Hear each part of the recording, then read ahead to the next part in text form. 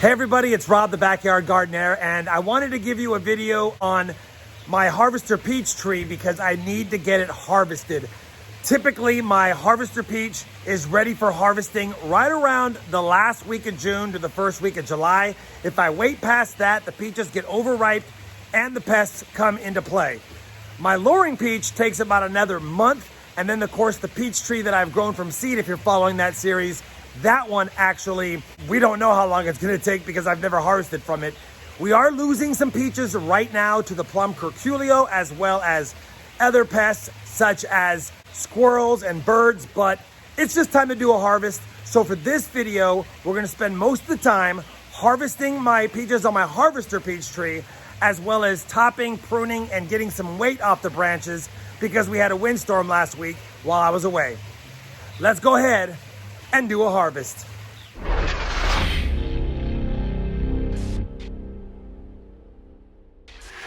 So I know it's noisy because of my pool, but I was out of town for about a week and I knew the peaches would be ready to be harvested, but the tree with the windstorm literally bent over from the weight of the peaches, and a lot of the peaches are now starting to fall victim to the squirrels, as you can see. We even have some that are falling off the tree because they've been partially eaten and they don't look as good.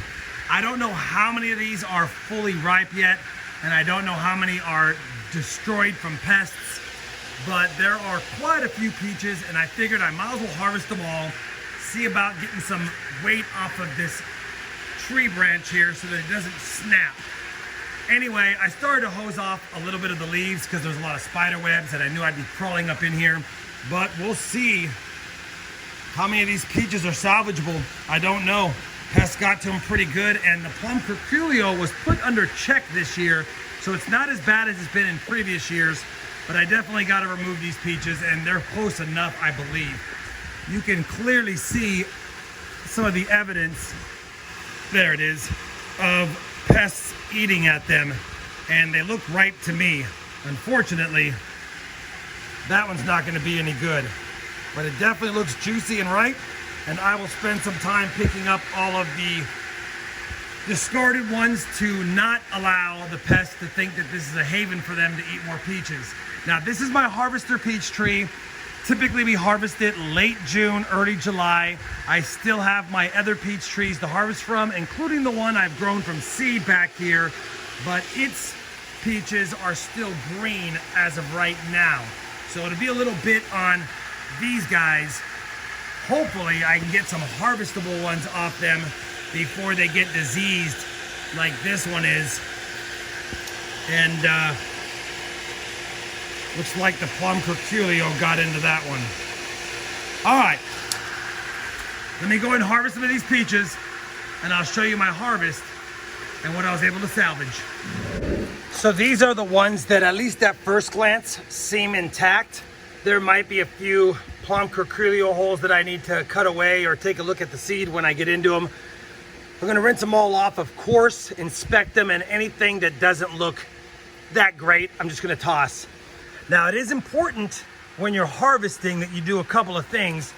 One of them is remove all of the dead, rotting, decaying, half-eaten stuff from the tree and from the area surrounding the tree. This is my first pass of critters and things that had gotten to them, and you want to remove all of the seeds, especially because the plum curculio and other pests can live inside those seeds and wait for the winter to end and do the process all over again, but in droves. So by removing your rotting flesh and seeds from the area around your trees, you at least curb the number of pests that you'll have the following year. Now I've got to go back around and do another sweep. It's pretty bad. Definitely got to wear gloves to handle a lot of this stuff, and the fruit flies are crazy. And next step after I've done this is I need to go and assess some damage on this tree. The weight of the fruit, along with the windstorm we had, definitely caused some damage. This tree probably needs a huge pruning and topping, and typically I don't love doing that, but if you are going to do some heavy summer pruning, you want to do it after you have done your harvest. And since we removed 99% of the fruit from the tree now, there might be one or two that I've missed. It's time to do a heavy pruning and see if we can take some of the weight off of these bent limbs, and if not, remove them all together. I'll be back after I've done some pruning and some topping most likely, and give you a final look at the tree. So I've done an initial rinsing, and you can see these guys are ripe.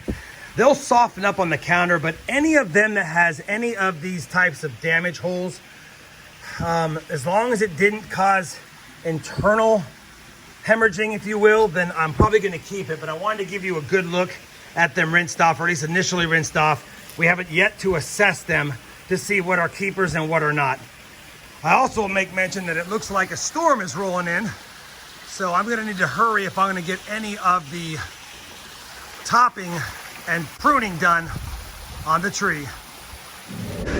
So we've done an absolute butcher job on the tree. It's wide open now, and that's fine. I'm sure I cut off some of the fruiting spurs in this trimming, but that's why you want to do it midsummer, because now we have about 4 months that it can put on some growth and hopefully some more fruiting spurs. And I really can't get the parts hanging off into the neighbor's yard. I'll tell you might be able to see it through the fence. There are a ton of peaches hanging over on his side of the yard, and that's good because it's fair game, it's his. Yeah, I probably could chop the branch and pull it back up on my side and get some of those, but that's not fair. He's had to deal with probably dropped fruit all year, so he'll get quite a bit. Once he pulls those off or whatever he decides to do, the tree will probably lift up a little bit and I can get a better trimming job. But yeah, I pretty much chopped the heck out of it for now. This is the big old pile of mulch that it will become eventually, but I wanted to show you that.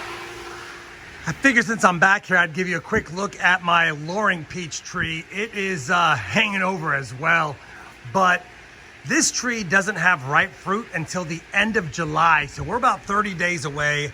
There's a lot of smalls on it. They will start to plump up and ripen over the next 2 to 4 weeks. Hopefully, now that I pulled all of the harvester peaches off, this doesn't become the newest target. I mean, it will become a target no matter what, but at the end of the day, hopefully I can get a pretty good amount of harvested peaches from this. The pests are constantly trying these out to see if they're ready, and of course they're not, and so they just leave them be. But anyway, wanted to give you a quick look at this. We usually harvest this, like I said, late July, early August. So we're still 4 to 5 weeks away from a harvest on this tree. Well, there you have it, everyone. That's my peach harvest video for today. I didn't even think about it, but I didn't even give a taste test to one of the peaches as far as on camera. They are juicy, they are good. I will spend some time, of course, going through the usable ones. Some of them I will go ahead and keep in the fridge and eat them as they are. And then, of course, some of the ones that have some spots or parts that maybe I need to cut away, we'll use those for jams and my peach habanero sauce. Anyway, hopefully you enjoyed the video. I do plan on doing a potato harvest next weekend. I do have those potatoes that we planted way back in the beginning of April that have hit 90 days, and it's time to do a harvest on them, probably in the next week. And then I have updates of my Grown from Seed series, although there's not a lot of action to show you in the middle of the summer. It's 100 degrees out here in Texas, and not a lot of things happen on the trees that didn't set fruit in the spring. Hopefully you enjoyed this video. If you did, I would appreciate a thumbs up. And as always, everyone, happy gardening, and thanks for watching.